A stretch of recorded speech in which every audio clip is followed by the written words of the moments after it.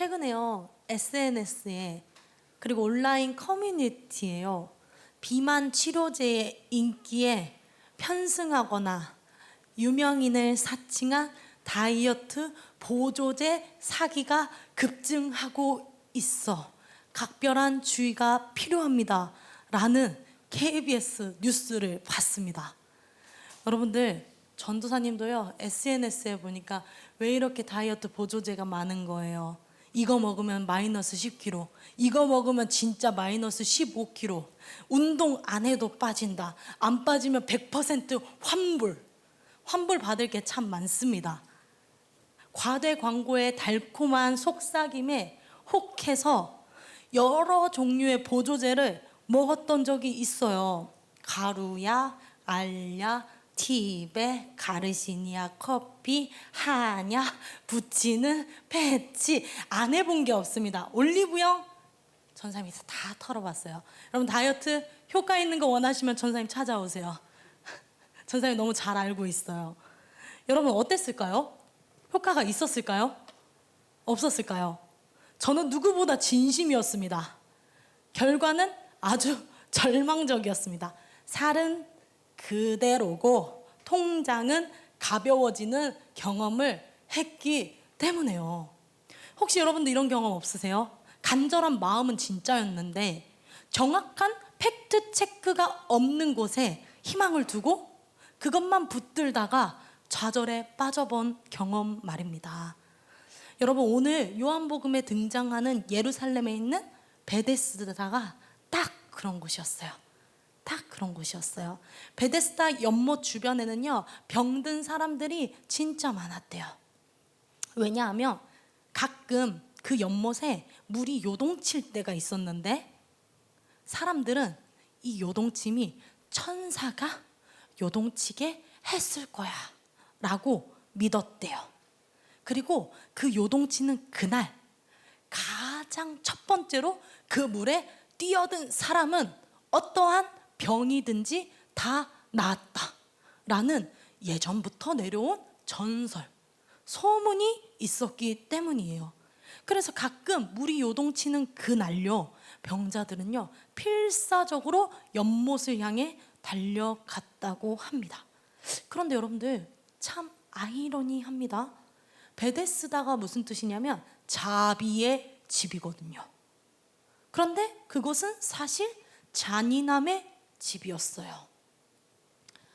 절망 속에 있는 사람들에게는요, 아주 작은 한 줄기의 희망과 치유와 기적의 가능성이 있다라는 것에 자비로운 것처럼 느껴졌을지는 몰라도 현실은 아주 잔혹했죠.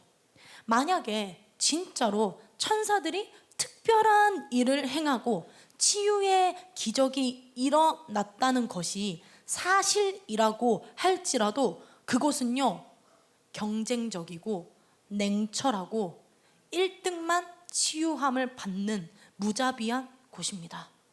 여러분, 생각해 보십시오. 물이 움직이기 전에는요, 곁에 있던 사람들이요, 저는 친구였을 것 같아요. 아, 너도 아프구나, 나도 아픈데, 야, 우리 진짜 연못, 진짜 우리 기도하면서 연못이 요동치는 그날을 한번 꿈꿔보자. 서로의 눈물을 닦아주는 동료였을 것 같아요. 근데 천사가 가끔 물을 휘젓는 그날에는요, 친구도 동료도 가족도 아니죠. 첫 번째로 들어가야 하는 경쟁자입니다. 서로에게 적에 불과합니다. 첫 번째 들어간 사람만 회복을 얻었기 때문에. 이보다 더 큰 문제가 있다면요, 오늘 본문 속에 등장하는 사람들은요, 절대적으로 첫 번째로는 들어갈 수 없는 사람들이에요. 우리 3절 같이 한번 읽어볼게요. 시작. 그 안에 많은 병자, 맹인, 다리 저는 사람, 혈기 마른 사람들이 누워. 소개된 사람들의 공통적인 특징이 있다면요, 그들은 진짜 도움이 필요한 사람이라는 거예요. 누군가의 양보와 배려로 누군가가 들쳐매고 그 사람을 현실적으로 도와줘서 그 물에 던져줘야 하는 사람들이었어요. 그러지 않고서는 절대 첫 번째로는 들어갈 수 없는 사람들이에요. 오늘 본문에 38년 된 병자처럼 말이에요. 그럼에도 우리에게 참 은혜가 되는 게 뭐냐면 우리 6절 한번 읽어봐요. 6절입니다. 시작. 예수께서 그 누운 것을 보시고 병이 벌써 오래된 줄을 아시고 이르시되 내가 낫고자 하느냐. 여기에 나오는 환자처럼요, 좌절에 빠진 이들에게 위로의 소식이 있다면 예수님이 보셨어요. 그리고 예수님이 알고 계셨어요. 그리고 예수님이 다가와서 말씀하셨어요. 우리 주님은요, 우리가 아플 때, 힘들 때, 답답할 때 가만두시는 분이 아니에요. 보시고요, 알고 계시고요, 심지어는 다가와 말씀하시는 분이라는 거예요. 그래서 깨닫게 되는 것은요, 우리가 어떠한 힘듦의 길을, 어려움의 길을 걸어가고 있다고 할지라도 우리에게는 희망이 있구나, 우리에게는 참 안식이 있구나, 예수 그리스도가 계시다면.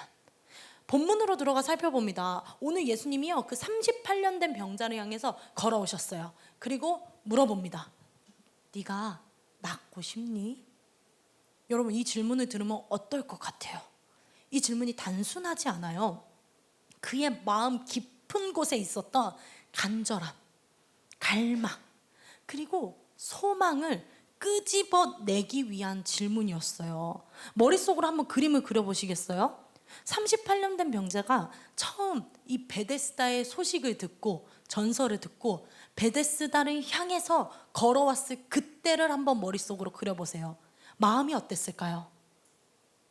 정말 간절했을 거예요. 진짜 간절했을 거예요. 근데요, 한 해 지나다 보니까 물이 요동치는 날도 많지 않고 나는 절대적으로 첫 번째로 들어갈 수 없어요. 1년 정도는 참아도 되겠지. 2년은 괜찮겠지. 3년까지는 내가 버텨볼 수 있을 거야. 근데 여러분들, 그렇게 한 해를 보내면서 그의 마음속의 간절함은요, 한탄과 한숨으로 바뀌었을 거예요. 도와주지 않는 저들을 보면서 저 사람들은 나빠, 나처럼 불쌍한 사람을 도와줘야지 라는 비난과 정죄, 원망의 마음도 있었을지도 모르겠어요. 병이 낫고 싶었던 열망은요, 남들보다 먼저 뛰어내려가야 한다는 경쟁으로 바뀌었죠. 자유해지고 싶어요, 나 진짜 치유함 받고 싶어요 했던 그 간절함은요, 그 간절한 꿈은요, 현실 앞에서 좌절로 바뀌었죠. 나 진짜 낫고 싶어요 라고 했던 고백은요, 환경에 대한 한탄으로 바뀌어 버렸다는 거예요. 여러분들 7절 한번 같이 읽어볼까요? 7절 시작. 병자가 대답하되 주여, 물이 움직일 때에 나를 못에 넣어주는 사람이 없어 내가 가는 동안에 다른 사람이 먼저 내려가나이다. 전 이 본문을 읽으면서 그런 생각을 해봤던 것 같아요. 우리가 너무 이 어려움의 문제를 하나님으로 해석하지 못하게 되면 이럴 수 있겠구나. 예수님의 의도에 대한 문맥을 전혀 파악하지 못할 수도 있겠구나. 예수님이 물어보신 거 뭐예요? 너 병 낫고 싶어? 그럼 여기에 대한 대답은 여러분 뭐여야 돼요? 네, 낫고 싶습니다. 아니요, 낫고 싶지 않습니다. 예, 아니면 아니요만 대답하면 되는데, 이 사람은 그런 의도가 전혀 없죠. 원망뿐입니다. 나 낫고 싶은데 라는 말도 없어요. 저 사람들이 나를 도와주지 않았어요 라고 이야기할 뿐이라는 거죠. 지금 물에 내려가는 것이 이 병자에게는 궁극적인 인생의 해답이에요. 그래서 남들이 먼저 내려가는 것을 보는 것도 힘들었을 거고, 자신을 데려다주는 사람이 없음에 괴로웠을 거예요. 그런데 저는 이 모습이요, 여러분들 낯설지 않아요. 오늘 우리도요, 정말 중요한 것을 놓친 채 급해 보이는 것, 남들보다 앞서야 하는 것들에 매달려서 살아가고 있기 때문이에요. 노진주 목사님께서요, 요한복음이라는 책을 쓰셨어요. 이 책에 이런 글이 있어요. 한번 들어보세요. 행복하고 싶다는 열망은 부자가 되어야겠다는 열망으로 둔갑되었습니다. 하나님과 동행하고 싶다는 열망은 사람들에게 인정받고 최고가 되고 싶다는 열망으로 변질되었습니다. 하나님의 말씀을 깨닫고 순종하고 싶은 열망은 인정받는 학자라 칭함받고 싶은 열망으로 바뀌었습니다. 하나님의 사랑을 전하고 싶습니다 라고 했던 열망은 큰 교회 목회자가 되어야겠다는 열망으로 바뀌었습니다. 나는 혼란스러웠습니다. 그런데 항상 누군가는 나보다 먼저 내려가고 누군가는 나보다 먼저 물속에 들어갑니다. 그래서 좌절했습니다. 여러분은 어떤 상태세요? 무엇을 위해 살고 계십니까? 무엇을 위해 먹고 계십니까? 무엇을 위해 예배 드리고 계십니까? 무엇을 향해 걸어가고 계십니까?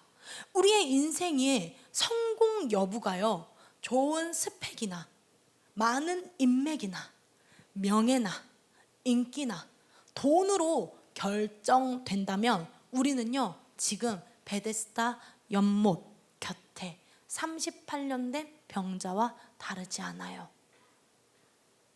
사람들은 원래 중요한 것보다요 긴박해 보이는 것에 마음을 빼앗기는 존재예요.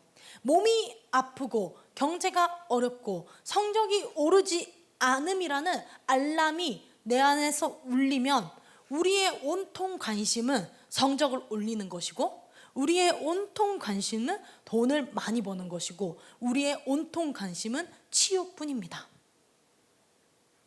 그럴 때 그리스도인들은 어떻게 살아야 되나요? 그리스도인들은 무엇이 더 중요한 것인지, 이 일이 내게 왜 일어났는지를 하나님의 관점으로 해석할 수 있어야 한다라는 거죠. 여러분, 38년 된 병자에게 중요한 것은요, 확실하지 않은 물에 빨리 들어가는 게 아니에요. 그에게 필요한 건 진짜 회복이죠.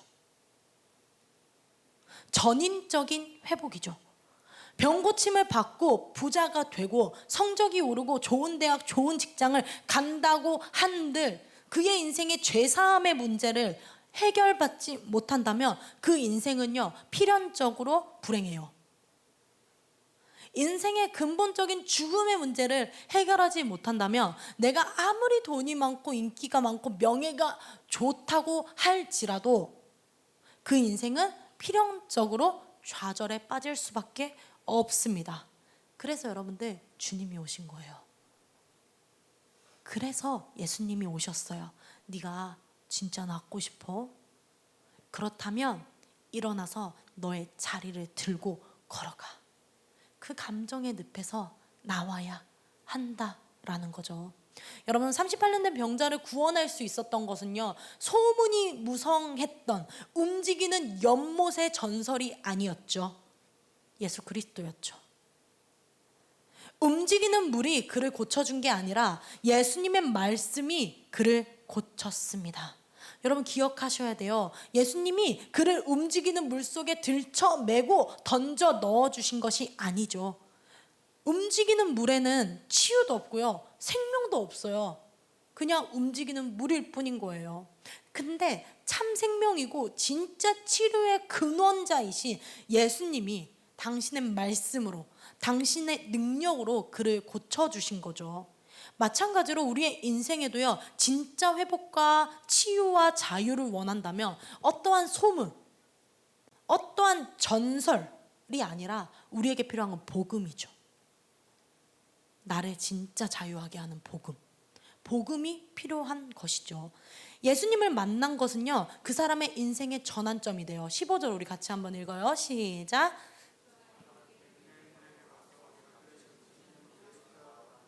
저는 오늘 말씀을 정리하면서요, 이 병자의 고백에 좀 집중하고 싶어요.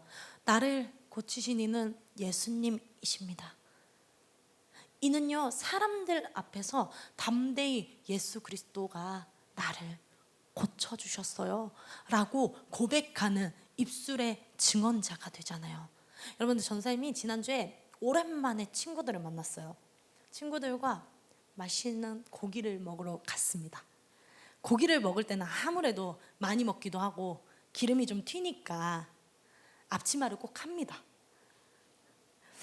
혹시 여러분들 중에 그런 경험이 있으신지는 모르겠습니다만 우리 선생님들은 조금 있을 것 같아요. 요즘 저는 잘 깜빡깜빡해요. 계란 한 판의 숫자가 지나고 나니까 더 자주 까먹어요. 고기를 먹고 계산을 하고 탁 나오는데 글쎄 주황색 앞치마를 전사님 메고 나온 거 아니겠어요? 너무 부끄러웠어요. 앞치마를 서둘러 돌려드리고 도망치듯이 부끄러워서 가게에서 나왔어요. 그날 전사님이 하나를 깨달았어요. 그리스도인들이 내가 기독교인인 내가 하나님 앞에서 이렇게 행동할 수 있겠구나. 내가 입은 앞치마를 까마득히 잊어버렸듯이 하나님으로부터 받은 은혜를 까마득히 잊어버리고 아무렇지 않은 척 살아갈 수 있겠구나. 은혜를 망각하고 살 수 있겠구나. 여러분 은혜 받으셨어요? 아멘이세요? 은혜 받으셨어요?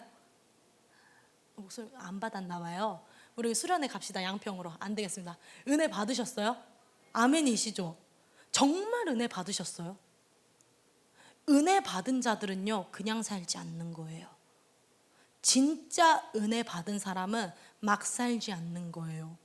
진짜 은혜 받은 사람들은요 은혜에 감사해요. 은혜를 표현해요. 그리고 그 은혜의 증인으로 살게 되는 거예요. 미국의 한 연구 결과를 봤는데요. 평소에 감사함을 느끼는 정도를 조사를 했는데 가끔 느끼는 사람은 52%, 항상 감사하다라고 느끼는 사람은 40%, 총 몇 퍼센트? 92%. 92%가 감사함을 느끼고 생각한대요. 그런데 감사함을 표현하십니까? 라는 거에는 20%였대요. 20%. 또한 2018년에 영국에서요 발표된 연구를 봤는데요. 이탈리아, 폴란드, 영국 등 여러 나라의 일상 대화를 분석을 다 했대요. 그리고 연구진들은 사람들이 실제 삶 속에서 도움을 주고 도움을 받을 때 그런 순간에 대한 기록들을 1000건 이상 분석해 보았대요. 그 결과 도움을 받은 사람이 고마워, 땡큐, 고맙습니다 라고 감사를 말로 표현한 비율이 몇 퍼센트였는 줄 아세요? 5.5%. 여러분 이 결과들이 보여주는 메시지가 뭐라고 생각하세요? 은혜를 받은 사람 참 많아요. 여러분 아멘 하셨잖아요. 은혜를 받은 사람이 정말 많고요. 치유함을 받은 사람도 꽤 있고요. 기도응답 받은 사람도 참 많습니다. 그런데 받은 은혜를 감사하는 사람은 많지 않다라는 거죠. 누가복음 17장에 보면요 10명의 나병 환자가 나와요. 근데 10명의 나병 환자가 예수님을 만나서 깨끗함을 얻게 됐어요. 근데 10명이 와 신나 드디어 나 나았다 하고 가면서 예수님께 돌아와서 감사합니다. 나를 고쳐주셔서 정말 감사합니다 라고 했던 사람이 몇 명인 줄 아세요? 한 명. 한 명입니다. 한 명. 그런데 오늘 본문을 보니까요 전도사님은 참 도전이 되는 거예요. 적어도 이 베데스다 연못에서 치유함과 자유함을 받은 38년 된 환자는요 예수님께 감사해요. 예수를 증언하는 사람으로 살아요. 나를 고쳐주신 사람은 예수님이에요. 예수라는 사람이 나를 자유하게 해 주셨어요. 담대히 선포한다는 거죠. 예수를 만난 사람들은요 증인이 되어야 합니다. 사도 바울도 사마리아 여인도 니고데모도 삭개오도 나사로도 뿐만 아니라 수많은 제자들이 그랬듯이 예수를 만난 사람들은요 그 감격을 입술로 증언하는 증인이 되었습니다. 하나님을 위해 살아가는 사람이 되었습니다. 사랑하는 고등부 공동체 여러분, 이제 말씀을 맺습니다. 오늘 본문을 보면요, 이 사건 이후에 문제가 하나 발생해요. 예수님께서 안식일에 병자를 고쳤다라는 사건과 안식일에는 절대적으로 이사를 가거나 하면 안 되는 그 규칙을 어긴 이 환자를 바라보면서 유대인들의 핍박이 이어지게 될 거예요. 율법의 위반이라는 거죠. 그런데 여러분, 우리가 이때 분명히 기억해야 할 것은 예수님은요, 단순히 병을 고친 게 아니라는 거. 예수님은 안식일의 주인이셨다는 거. 예수님은 생명의 주인이셨다는 사실.